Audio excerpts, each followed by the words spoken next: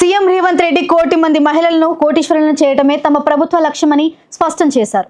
B-Hub లో నిర్వహించిన women acceleration programme లో పాల్గొన్న ఆయన పట్టణ ప్రాంతాల్లోని మహిళలను స్వయం సహాయక సంఘాలలో చేర్చేందుకు ప్రత్యేక డ్రైవ్ చేపట్టాలని అధికారులను ఆదేశించారు. రాష్ట్ర ప్రభుత్వం మహిళా శక్తికి దోహదపడే అనేక కార్యక్రమాలు సాగిస్తున్నట్లు తెలిపారు.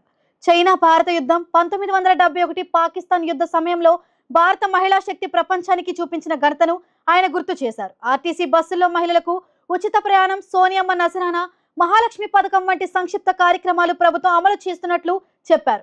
ప్రభుత్వ పాఠశాల నిర్వహణను అమ్మ ఆదర్శ పాఠశాలల పేరుతో ఆడబిడ్డలకు అప్పగించి విద్యార్థుల యూనిఫామ్, కుట్టు పనిని స్వయం సహాయక సంఘాలకు ఇచ్చి ఆర్థిక భరోసా అందిస్తామని వివరించారు. వ్యాపార రంగంలో మహిళలకు ప్రోత్సాహం అందిస్తూ పెట్రోల్ బంకులు, సోలార్ విద్యుత్ ఉత్పత్తి వ్యాపారాలను నిర్వహించేందుకు మహిళా సంఘాలను ప్రోత్సహిస్తున్నట్లు పేర్కొన్నారు. అదానీ, అంబానీల వంటి పెద్ద కంపెనీల పరిమితమైన వ్యాపారాలు మహిళలకు కేటాయిస్తున్నట్లు వెల్లడించారు.